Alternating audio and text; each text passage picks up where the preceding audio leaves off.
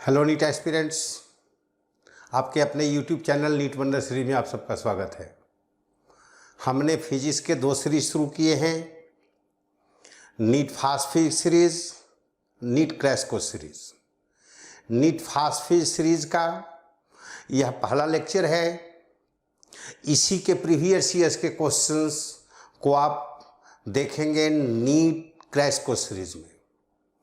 तो इस सीरीज की शुरुआत हम करते हैं इलेक्ट्रोस्टैटिक्स से और हमारा पहला टॉपिक होगा charge transfer and charge density. सबसे पहले चार्ज के बारे में जानते हैं। चार्ज वह फंडामेंटल प्रॉपर्टी है किसी भी बॉडी का जिसकी वजह से वह इलेक्ट्रिक और मैग्नेटिक इफेक्ट्स प्रोड्यूस भी करता है और फील भी करता है, एक्सपीरियंस भी करता है। वैसे तो देखें तो जितने बॉडी हैं सबके पास चार्जेज होते हैं क्योंकि सभी बने होते हैं इलेक्ट्रॉन प्रोटॉन न्यूट्रॉन से ही। बट चूंकि इलेक्ट्रॉन और प्रोटॉन के नंबर सेम होते हैं, that's why the body is said to be neutral.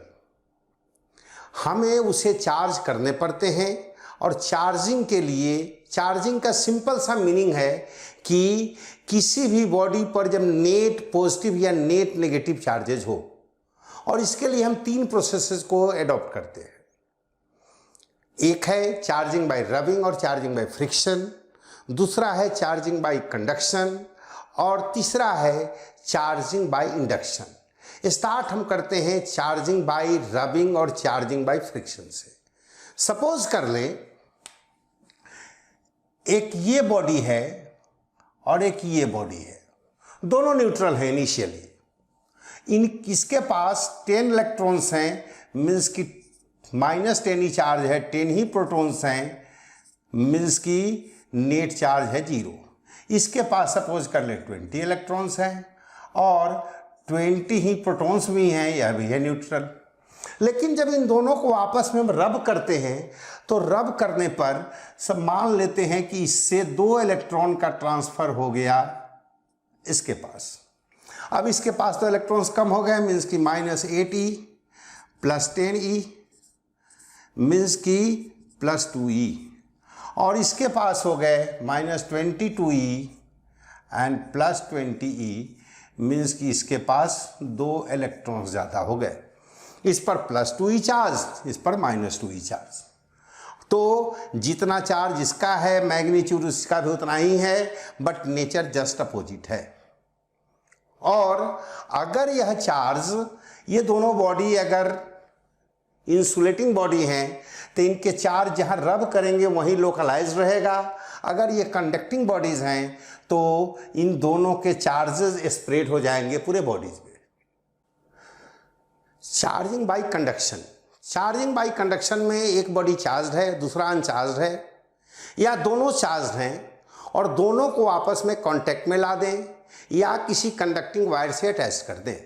फिर दोनों आपस में चार्जेस की शेयरिंग करते हैं। शेयरिंग के 3 तरीके हम देखेंगे। एक तो जब दोनों बॉडी बिल्कुल आइडेंटिकल हों, एक जैसे हों, और अगर ऐसा है तो वो चार्जेस की शेयरिंग बराबर बराबर करेंगे। मीन्स कि एक बॉडी है ए, दूसरा बॉडी है बी, दोनों बिल्कुल एक तरह के हैं। अगर इन दोनों को हम कंडक्टिंग वायर से कनेक्ट कर देते हैं, सपोज कर लें इस पे चार्ज है Q1, इस पे चार्ज है Q2, और कनेक्शन के बाद दोनों ही के पास जो चार्ज होगा, चार्ज ऑन ईच, जिसको हम अगर Q कह लें, यह होगा Q1 + Q2 divided by 2। Means कि अगर इस पे चार्ज हो +10 कूलम, इस पे चार्ज हो 0, तो दोनों के पास जो चार्जेज होंगे कितने हो जाएंगे? 10 + 0 डिवाइडेड बाई 2 मीन्स की 5 कूलम। इसके पास भी 5 कूलम, इसके पास भी 5 कूलम। लेकिन अगर इसके पास होता 10 कूलम और इसके पास होता -2 कूलम, तो 10 - 2 डिवाइडेड बाई 2 मीन्स की 4 कूलम इच। अगर दोनों के पास, इसके पास होता -10 कूलम, इसके पास होता +10 कूलम, और तब दोनों को अगर कनेक्ट कर देते तो -10 + 2 डिवाइडेड बाई 2 मीन्स की -4 कूलम। तो इस तरह से चार्जेस का डिस्ट्रीब्यूशन होता है। बराबर बराबर, लेकिन दोनों बॉडीज आइडेंटिकल होने चाहिए, एक तरह के होने चाहिए, सिमिलर होने चाहिए। एक एग्जाम्पल और देखते हैं। मान लें हमारे पास तीन बॉडीज हैं, ए, बी और सी, ये तीन बॉडीज हैं। इसके पास भी चार्ज है क्यू, इसके पास भी चार्ज है क्यू, ये अनचार्ज बॉडी है। हम क्या करें, सी को लेकर के ए से टच करा दें, पहले सी को ए से टच करा दें। दोनों कंडक्टिंग बॉडीज हैं। अब ये दोनों चार्जेस की शेयरिंग कर लेंगे। अब ये सी पर जो चार्ज होगा क्यू एट सी, इसके पास तो पहले से जीरो था, इसके पास क्यू, तो हो जाएगा Q plus zero divided by two, means की क्यू बाई टू। अब इसके पास भी क्यू बाई टू बचेगा, इसके पास भी क्यू बाई टू बचेगा। अब हमने क्या किया कि इसके कनेक्शंस को हटा दिया और अब हम इस पे बी के साथ कनेक्शन करते हैं। अब इस पे तो चार्ज आ गया है क्यू बाई टू और इस पे चार्ज है क्यू। ये दोनों बिल्कुल आइडेंटिकल हैं, ये तीनों के तीनों आइडेंटिकल बॉडीज हैं। अब जो क्यू पे, जो सी पे नया चार्ज होगा, मान लेते हैं वह क्यू सी डैश है, तो वह कितना होगा, Q plus Q by two and divided by two. और अब सी और बी दोनों पे जितना क्यू सी डैश होगा वही क्यू बी भी होगा, और यह हो जाएगा आपको Q by three, Q by four. दूसरा केस स्फेरिकल बॉडीज पे। अगर स्फेरिकल कंडक्टर्स हैं, एक का रेडियस सपोज कर लें आर है, R1 है, और दूसरे का रेडियस R2 है, और दोनों पे मान लें इस पे भी चार्ज है Q1, इस पे चार्ज है Q2।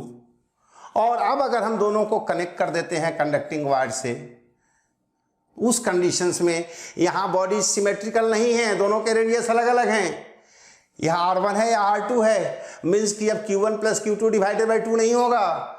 यहां पर चार्जेस का डिस्ट्रीब्यूशन कैसे होगा, इसके लिए सिंपल सा तरीका याद रखें कि चार्ज जब कंडक्ट होते हैं तो रेडियस के डायरेक्टली प्रोपोर्शनल होते हैं। मीन्स कि Q1 का जो चार्ज होगा, अब पहले सपोज कर लें Q1 और Q2 मिलकर के दोनों चार्ज Q था, अब तो Q1 नहीं रहेगा, Q2 नहीं रहेगा। अब इसका चार्ज जब कनेक्ट कर देंगे तो इस पर हो जाएगा Q1 डैश और इस पर हो जाएगा Q2 डैश। और यह Q1 डैश और Q2 डैश को पता करना हो तो कैसे करेंगे, बट एक चीज़, चार्ज जो है कंजर्व रहता है, इसलिए यह जितना Q1 प्लस Q2 था उतना ही Q1 dash plus Q2 dash होगा। मीन्स कि Q1 dash plus Q2 dash भी Q ही होगा। और डिस्ट्रीब्यूशन जो होना है R1 के प्रोपोर्शनल, मीन्स कि Q1 जो होगा वह R1 के प्रोपोर्शनल और Q2 डैश जो होगा वह R2 के प्रोपोर्शनल। और निकालेंगे कैसे, सिंपल सा फॉर्मूला याद रखें, Q1 dash will be equal to R1 upon R1 plus R2 into Q, और Q2 डैश जो होगा R2 upon R1 plus R2 into Q। इसके लिए एक सिंपल सी कहानी, सपोज कर लें आप दो फ्रेंड्स हैं, दोनों मिलकर के किसी बिजनेस में, एक ने 100 रुपये लगाए, एक ने 200 रुपये लगाए, एक ने 100 लगाए और एक ने 200 लगाए, 200। और सपोज कर लें प्रॉफिट आए 30 रुपये। अब इनमें कैसे बटेंगे प्रॉफिट, जिसके इन्वेस्टमेंट होंगे ज़्यादा उसको शेयर मिलेगा प्रॉफिट में ज़्यादा। जैसे यहाँ जिसका रेडियस था ज़्यादा उसको चार्ज मिलता ज़्यादा, जिसका रेडियस था कम उसको चार्ज मिलता कम। यहाँ तो आप बड़े आराम से फाइन कर लेते हैं, 100 वाले को कितना मिलेगा जी 10 रुपये, और 200 वाले को कितना मिलेगा 20 रुपये। और यहाँ भी तो इसी तरीके को हम फॉलो करते हैं। आखिर इसके 10 रुपये कैसे मिले हैं, इसको हम ए कह लें, इसको बी कह लें, तो ए का शेयर 10 रुपये कैसे हुआ है। ए के केस में आपने देखा है कि 100 को डिवाइड किया है आपने 100 प्लस 200 से और मल्टीप्लाई कर दी है 30 से, आ गया है 10। और जब बी का शेयर हमें निकालना था तो 200 को हमने 200 को डिवाइड किया है 100 प्लस 200 से और मल्टीप्लाई उसी 30 से और आ गया है 20। बिल्कुल उसी तर्ज पर अगर ये आप समझते हैं तो ये समझना आपके लिए बहुत आसान, ये इसको याद रख सकते हैं तो ये भी बिल्कुल वैसे ही याद रखना है। This was the case of transfer of charges और चार्जिंग बाय कंडक्शन का सेकेंड केस। जो हमें तीसरा केस समझना है उसमें हम यह जानने की कोशिश करेंगे कि क्या किसी एक ऑब्जेक्ट का चार्ज सारा का सारा दूसरे ऑब्जेक्ट पे ट्रांसफर हो सकता है। खास कंडीशन में आंसर होगा यस। और वह खास कंडीशन क्या है? यह है आपका कोई एक स्फीयर, सपोज कर लें इसका रेडियस स्मॉल r है और एक कंसेंट्रिक स्फेरिकल सेल है कंडक्टिंग, इसका रेडियस मान लें कैपिटल R है। सपोज कर लें इस पे चार्ज ऑलरेडी Q है, इस पे चार्ज स्मॉल q है, जिसमें हम यह भी जानते हैं Q जो है much much greater than small q है, कैपिटल Q। ऐसा भी कंडीशंस अगर होता है, फिर भी अगर हम इसे कनेक्ट कर देते हैं तो कनेक्ट करेंगे इसके सारे के सारे चार्ज इस पे ट्रांसफर हो जाएंगे।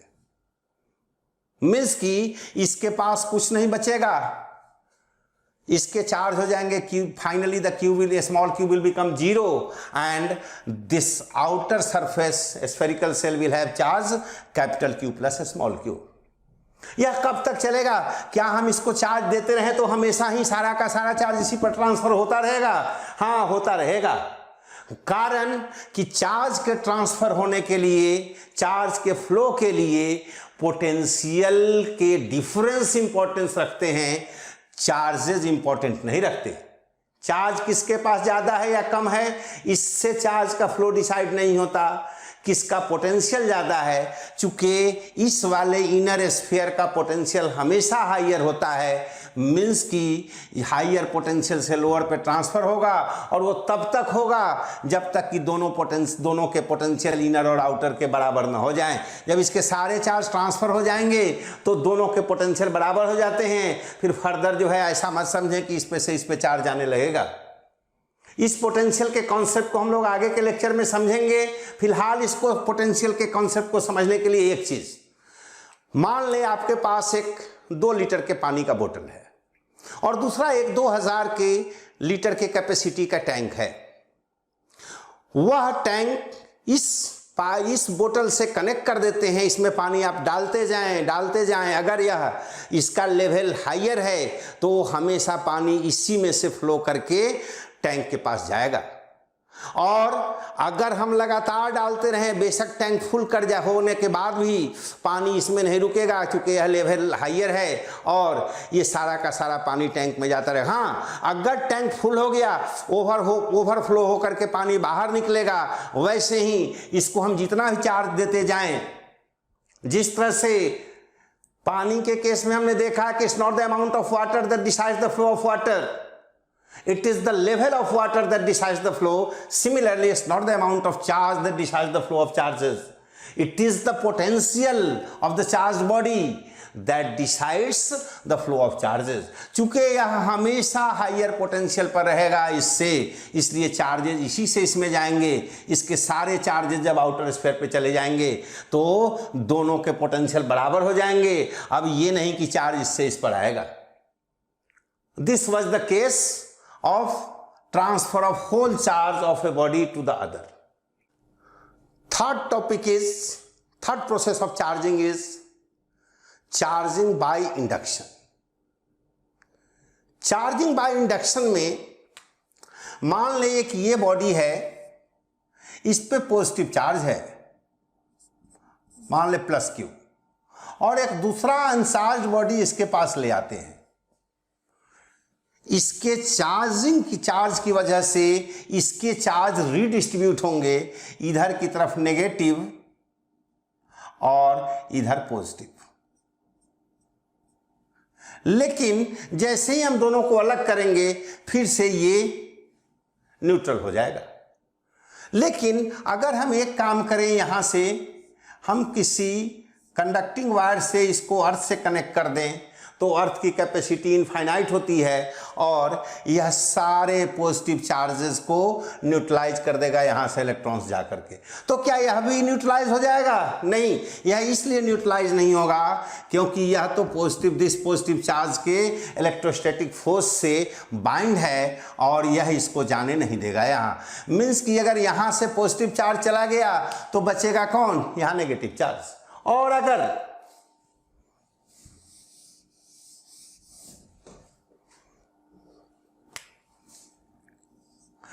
अगर हम इन दोनों बॉडीज को अलग अलग कर दें और यह बॉडी अगर कंडक्टिंग है तो यह चार्ज पूरे पे स्प्रेड कर जाएगा, पूरे सरफेस पे, और अगर इंसुलेटिंग बॉडी है तो चार्ज यहीं लोकलाइज्ड रहेगा। और इस तरह से हमने इंडक्शन से चार्जिंग कर ली। ध्यान रहे, इसको कहते हैं, इसके चार्ज को कहते हैं इंड्यूसिंग चार्ज, इंड्यूसिंग चार्ज, और इस पे जो चार्ज आया इसको कहते हैं इंड्यूस्ड चार्ज, इंड्यूस्ड चार्ज। और यह इंड्यूस्ड चार्ज कभी भी इंड्यूसिंग चार्ज से ज्यादा नहीं हो सकता। एक और चीज आप देखेंगे, जो इंड्यूसिंग चार्ज है इसके चार्ज की सेहत पे कोई फर्क नहीं पड़ा है, इसका तो एज इट इज है। हाँ, सिर्फ इसके चार्ज जो चार्जेस थे वो रीडिस्ट्रीब्यूट होकर के इसमें इंडक्शन हुआ है। और इस पर चार्ज अगर सपोज कर लें आपका Q डैश है तो यह Q डैश का वैल्यू कितना होगा? इस Q डैश का value maximum, Q dash is the maximum charge that is induced, और यह होता है -Q 1 अपॉन K।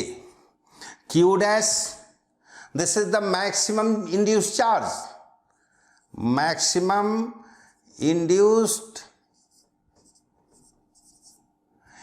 चार्ज, और Q जो है यह इंड्यूसिंग चार्ज है, और यह K डाई इलेक्ट्रिक कांस्टेंट है, डाई इलेक्ट्रिक कांस्टेंट किसका? अनचार्ज बॉडी का। और साथ साथ यह अगर पॉजिटिव है यह नेगेटिव होगा, और अगर यह नेगेटिव है तो यह पॉजिटिव होगा। दोनों के चार्जेस के नेचर जस्ट अपोजिट होते हैं। इसका कुछ नहीं जाता, इसके चार्ज तो एज इट इज होते हैं। एक और चीज, इंडक्शन हमेशा बॉडीज में होते हैं, पार्टिकल्स में इंडक्शंस नहीं होंगे क्योंकि उसमें चार्जेस ही नहीं है रिडिस्ट्रीब्यूट होने को। इसलिए induction is possible only in bodies, not in particles. तो यहां पर आपने देखा। अब अगर मान लें हम कंडक्टर का केस लेते हैं तो हम जानते हैं इलेक्ट्रोस्टैटिक्स के लिए फॉर कंडक्टर्स इन इलेक्ट्रोस्टैटिक्स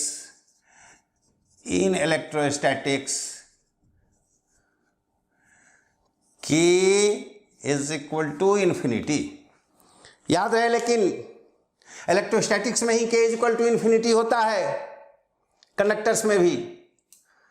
तो यहां अगर हम कंडक्टर का केस देखें तो Q डैश हमारा कितना होगा? अब ये Q डैश हो जाएगा -Q 1 upon infinity, any quantity divided by infinity is 0, means कि 1 - 0 Q dash will become -Q। तो इस तरह से this is the maximum charge that is induced. Maximum induced charge will be equal to the inducing charge. इससे कम हो सकता है, ज्यादा नहीं हो सकता, इसका कुछ नहीं जाता। इसमें कुछ एक केसेस देखते हैं, कुछ एक एग्जाम्पल देखते हैं कि कैसे कैसे इंडक्शन से चार्जेस का ट्रांसफर होता है। सपोज कर लें एक ये है कंडक्टर और ये एक सराउंडिंग शेल है। आप इसको चार्ज Q दे देते हैं। जैसे ही बाहर स्फेरिकल शेल आप देखेंगे, इसके चार्ज की वजह से इसमें इंडक्शन होगा। और इंडक्शन इस तरह से, चूंकि कंडक्टिंग है, यहां -Q और इसके सरफेस पे +Q। और अगर आपने इसी के कनेक्शंस अर्थ से कर दिए, उस कंडीशंस में यह +Q गायब। कैसे? यहाँ से अर्थ से इलेक्ट्रॉन्स जाकर इसको न्यूट्रलाइज कर देगा और अब जो हमारे पास बचेगा वह होगा ये, इस पर Q और इस पर अंदर में -Q, बाहर में कोई चार्ज नहीं। लेकिन अगर मान लें यही इसी केस को हम रिवर्स कर देते हैं, यह है अंदर का शेल, अंदर का स्फीयर, ये बाहर का स्फीयर। अगर हम इसे चार्ज दे देते हैं Q, तो क्या अंदर में इंडक्शन होगा? नहीं होगा। इसके चार्ज देने से इसमें इंडक्शन नहीं होगा। हाँ, एक कंडीशन में हो सकता है। मान लें इसका रेडियस है स्मॉल r, इसका रेडियस है कैपिटल R, और आपने जैसे बाहर वाले शेल को आपने किया था अर्थिंग, अगर अंदर वाले को अर्थिंग कर दें, अगर अंदर वाले की अर्थिंग कर दिया आपने, अब इस पे चार्ज इंड्यूस होगा।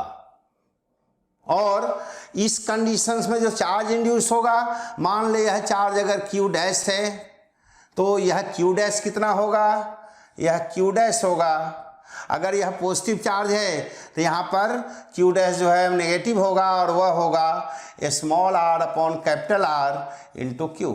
मीन्स कि यह चूंकि स्मॉल r स्मॉलर है कैपिटल R से, इसलिए यह Q डैश जो होगा Q से स्मॉलर होगा। चार्जेस के जो साइन होंगे वो अपोजिट होंगे, यह पॉजिटिव तो यह नेगेटिव, और अगर यह नेगेटिव तो यह पॉजिटिव। इंडक्शन के कुछ केसेस देखते हैं प्लेट्स का। जैसे मान लें एक प्लेट ये है, एक प्लेट ये है, इस पे चार्ज है 3Q और इस पे चार्ज है Q, और अगर दोनों एक दूसरे के पास में रखे हुए हैं तो इनके चार्जेस का रीडिस्ट्रीब्यूशन होगा ड्यू टू इंडक्शन। अब इसके बाहर के सरफेस पर कितना होगा, अंदर के सरफेस पर कितना होगा, इसके अंदर कितना होगा, इसके बाहर कितना होगा, इसके लिए एक सिंपल सा तरीका, सिंपल सा फॉर्मूला, इस दोनों को ऐड कर दें, मीन्स कि 3Q प्लस Q, और इसको 2 से डिवाइड कर दें, कितना आएगा 4Q/2 मीन्स कि 2Q। यह 2Q इसके भी आउटर सरफेस पर होगा, इसके भी आउटर सरफेस पर होगा। तो यहां हो गया 2Q और यहां भी हो गया 2Q। लेकिन यहां तो चार्जेस थे टोटल 3Q, यहां तो 2 ही Q आया है, मीन्स कि अंदर के सरफेस पर Q होगा। और इस पे तो Q ही था, ये 2Q आ गया, मीन्स कि इसको तो Q होना है, तो यहां पर होगा -Q।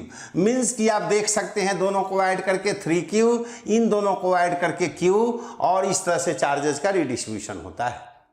यह भी इंडक्शन के प्रोसेस से हुआ है, और इसी में हम 3 प्लेट लेकर देखते हैं। ये है 1 नंबर, 2 नंबर, 3 नंबर। मान ले इस पर है -3Q, इस पे है 5Q और इस पे है 0। अब कैसे निकालेंगे?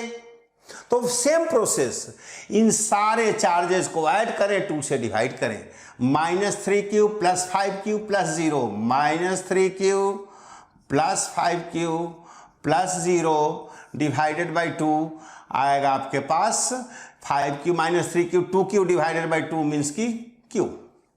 इसका मतलब यहां भी Q होगा और यहां भी Q होगा। बाहर में तो इन सारे चार्जेस को जोड़कर 2 से डिवाइड करें और जो आएगा वही दोनों के आउटर सरफेस पर चार्जेस होंगे। अब इस चार्ज को तो बैलेंस करना पड़ेगा, था तो इस पे -3Q, तो Q जब यहां पॉजिटिव है तो यहां कितना होगा -4Q। देख ले दोनों को ऐड करके -3Q आ गया। यहां पर -4Q तो यहां पर +4Q, और इस पे तो 5Q होना है तो यहां पर होगा Q। यहां पर Q था, यह तो 0 होना है, यहां कितना होगा -Q। और इस तरह से चार्जेस के रिडिस्ट्रीब्यूशन हो गए ड्यू टू इंडक्शन। अब हम लेते हैं दूसरा केस।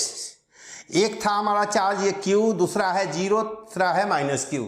अगर इसके केसेस में हमें निकालने होंगे चार्जेस का डिस्ट्रीब्यूशन, तो यहां पर तो क्या कर देंगे, Q और Q को ऐड किए तो क्या हो गया, -Q को 0 हो गया, मीन्स कि यहां भी 0 और यहां भी 0। लेकिन यहां तो होना कितना है, नेट चार्ज Q होना है, अगर 0 है तो यह क्या होगा, Q होगा।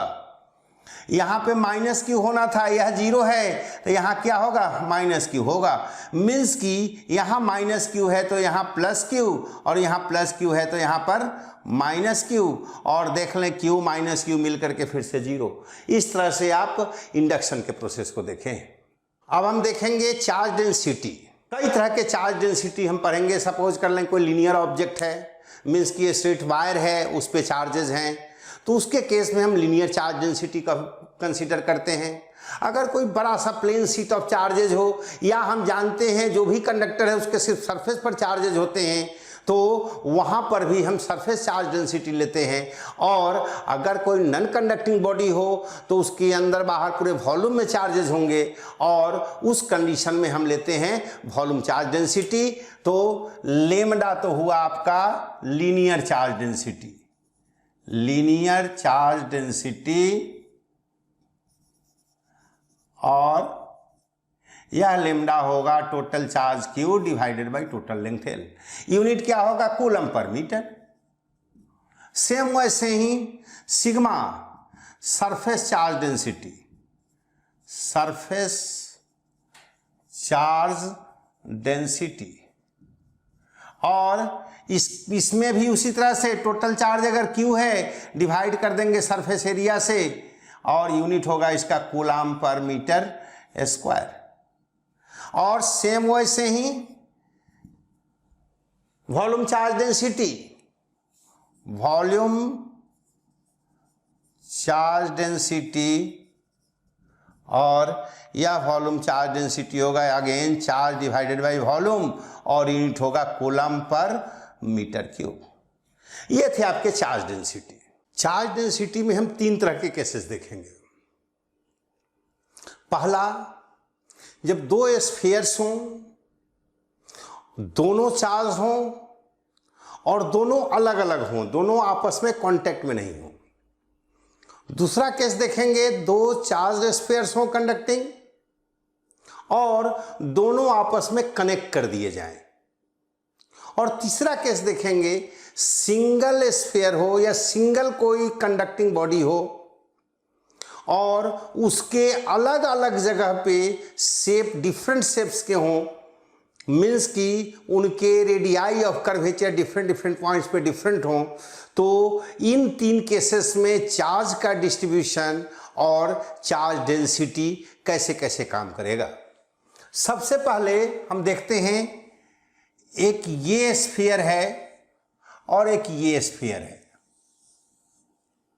सपोज कर लें इसका रेडियस है R1, इसका रेडियस है R2, और इसके दोनों के चार्ज डेंसिटी सेम है, सिग्मा ही है, इसके भी और इसके भी। और हमें पता करना है कि इनके चार्जेस क्या होंगे, इनके चार्जेस का रेशियो क्या होगा। अगर मान लें इस पे चार्ज है Q1, इस पे चार्ज है Q2, तो Q1 Q2 का रेशियो क्या होगा। हम देख रहे हैं कि सिग्मा 1 और सिग्मा 2 तो बराबर ही हैं, कितना है, सिग्मा है, और सिग्मा होता क्या है, charge upon surface area, means कि Q1 upon 4 pi R1 square और Q2 upon 4 pi R2 square. दोनों के 4 पाई कैंसिल, मीन्स कि अगर आप देखेंगे तो Q1 अपॉन Q2 हो जाएगा आपका R1 square upon R2 square. यह जो देख रहे हैं केसेस, आपने देखा कि चार्जेस रेडियस के स्क्वायर के प्रोपोर्शनल होते हैं, लेकिन ध्यान रहे तब जब दोनों के चार्ज डेंसिटी सेम हो। अगर मान लें R1 का वैल्यू R हुआ और R2 का वैल्यू 2R हुआ, इस केस में Q1 Q2 का रेशियो क्या होगा, Q1 is to Q2 will become R1 square means की R square upon R2 square means की 2R स्क्वायर, तो 4R स्क्वायर, और इनके चार्ज का रेशियो होगा 1:4। मीन्स कि अगर चार्ज डेंसिटी सेम हो तो चार्जेस का रेशियो इनके रेडियस के स्क्वायर के प्रोपोर्शनल होता है। जिनका रेडियस ज़्यादा उनके चार्जेस ज़्यादा, जिनका रेडियस कम उनके चार्जेस कम। जैसे आपने देखा यहाँ चार्ज डेंसिटी सेम थे, अगर हमने चार्जेस को सेम कर दिया और चार्ज डेंसिटी जानना चाह रहे हैं, सपोज कर लें यह भी Q है यह भी Q है, लेकिन यह सिग्मा 1 है यह सिग्मा 2 है, और इस केस में हमें फाइंड करना है कि यह सिग्मा 1 और सिग्मा 2 का रेशियो क्या होगा। चूंकि Q1 is equal to Q2 है, दोनों ही Q हैं, और Q1 अगर चार्ज डेंसिटी, ध्यान से देखें, अगर चार्ज डेंसिटी होता है चार्ज अपॉन एरिया, तो चार्ज कितना होगा, charge density into area, means कि Q1 will be sigma 1 into 4 pi R1 square, और यही होगा equal to sigma 2 into 4 pi R2 square. 4 pi दोनों के cancel, sigma 1 upon sigma 2 will be equal to R2 square upon R1 square. यहाँ जिसके radius छोटे उसके चार्ज डेंसिटी ज़्यादा, और जिसके रेडियस बड़े होंगे उसके चार्ज डेंसिटी कम। मीन्स कि अगर इसी केस में हम ऐसे ही R1 को R ले लें और R2 को 2R ले लें, तो इस कंडीशन में आप देखेंगे कि यह सिग्मा 1 और सिग्मा 2 का रेशियो क्या होगा, R2 मीन्स कि 4R स्क्वायर और R1 स्क्वायर मीन्स कि R स्क्वायर, मीन्स कि 4:1। उल्टा रिलेशन, जिसके रेडियस छोटे उसकी चार्ज डेंसिटी ज़्यादा, और जिसके रेडियस बड़े उसके चार्ज डेंसिटी कम। ये तो तब थे जब दो सेपरेट स्फीयर्स थे। पहला केस देखा हमने जब चार्ज डेंसिटी सेम थे तो चार्ज का रेशियो, और दूसरा केस देखा जब चार्ज सेम थे तो चार्ज डेंसिटी का रेशियो। दो स्फीयर हैं, एक का रेडियस है R1, दूसरे का रेडियस है R2, इस पे चार्ज है Q1, इस पे चार्ज है Q2। जैसे ही हम इसे कनेक्ट करेंगे चार्जेस के शेयरिंग होंगे, और किस में जाएगा चार्ज, चूंकि दोनों के पोटेंशियल सेम होने हैं तो जिसका पोटेंशियल ज़्यादा होगा उससे चार्ज जाएगा किस पे, जिसका पोटेंशियल कम होगा, और तब तक जब तक कि दोनों के पोटेंशियल बराबर ना हो जाएं। और इस कंडीशंस में हमने देखे थे कि चार्ज की जो शेयरिंग होती है वह रेडियस के डायरेक्टली प्रोपोर्शनल। तो जैसे आपने देखा चार्जेस के बारे में, वैसे ही इनके चार्ज डेंसिटी को अगर हम पता करना चाहें, पहले चाहे जो भी रहा हो चार्ज डेंसिटी, अब चूंकि चार्जेस की शेयरिंग के बाद उनके चार्ज डेंसिटी चेंज होंगे, तो चार्ज डेंसिटी का रेशियो जो होता है वह इन्वर्सली प्रोपोर्शनल होता है रेडियस के। मीन्स कि यहाँ जो सिग्मा 1 और सिग्मा 2 होगा, इनका रेशियो यह होगा R2 अपॉन R1, या इसको ऐसे कह सकते हैं कि sigma proportional to 1 upon R। और ये तो तब थे जब दोनों स्फीयर को हमने कनेक्ट कर दिया है। तीसरा केस, अगर सपोज कर ले एक ही कोई कंडक्टिंग बॉडी हो और उसके शेप जो हैं वो कुछ इस तरह के हों, ऐसे, तो देख रहे हैं अलग अलग जगह का रेडियस अलग अलग हैं। जहां का रेडियस कम होगा वहां की चार्ज डेंसिटी ज़्यादा होगी। मीन्स कि यह जो पॉइंट देख रहे हैं शार्प पॉइंट, इसकी चार्ज डेंसिटी ज़्यादा होगी, क्योंकि सिग्मा जो है इन्वर्सली प्रोपोर्शनल होता है 1 अपॉन R के। यहाँ पर भी, यहाँ और यहाँ दोनों जगह एक ही कॉन्सेप्ट, इसलिए क्योंकि जब आप कनेक्ट कर देते हैं, बेशक दोनों अलग अलग थे स्फीयर, लेकिन जब कनेक्ट कर दिए तो दोनों के पोटेंशियल सेम हो गए। और यहाँ अगर कोई कंडक्टिंग बॉडी हो तो उसके सरफेस इक्वी पोटेंशियल सरफेसेज होते हैं। मीन्स कि इसका तो ऑलरेडी पोटेंशियल सब जगह सेम है ही। यह डिफरेंट है किससे, जो दो अलग अलग बॉडीज थे, चूंकि उनके पोटेंशियल कनेक्शन से पहले सेम नहीं थे और इसलिए वहाँ रिलेशन डिफरेंट था। यहाँ सिग्मा जो होगा इन्वर्सली प्रोपोर्शनल R के होगा। मीन्स कि जो शार्प पॉइंट है उसका रेडियस कम होगा और इसलिए इसकी चार्ज डेंसिटी ज़्यादा होगी, और अगर चार्ज डेंसिटी ज़्यादा होगी तो इसका फील्ड भी ज़्यादा होगा, और नतीजा यहाँ से चार्ज के लीक करने के चांसेस सबसे पहले शुरू होंगे, और इसी को कहते हैं कोरोना इफेक्ट। शार्प बॉडी से चार्जेस के लीकिंग के प्रोसेस को कहते हैं कोरोना इफेक्ट, और यह कोरोना इफेक्ट शो करेगा। इस कंसेप्ट का यूज हम बड़े बड़े बिल्डिंग्स को लाइटनिंग से बचाने के लिए भी करते हैं। देखते होंगे बड़े बड़े बिल्डिंग्स पे ऊपर रूफ के ऊपर लगे रहते हैं शार्प कंडक्टर्स।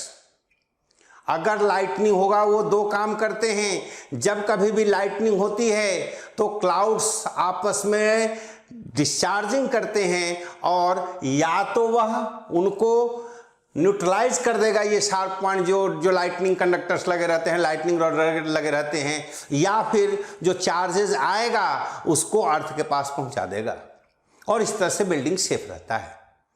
इस टॉपिक्स के प्रीवियस क्वेश्चंस का डिस्कशन हम लोग करेंगे नीट क्रैश कोर्स सीरीज में, जो कि उस सीरीज का पहला लेक्चर होगा इसी टॉपिक पर प्रीवियस के क्वेश्चंस का।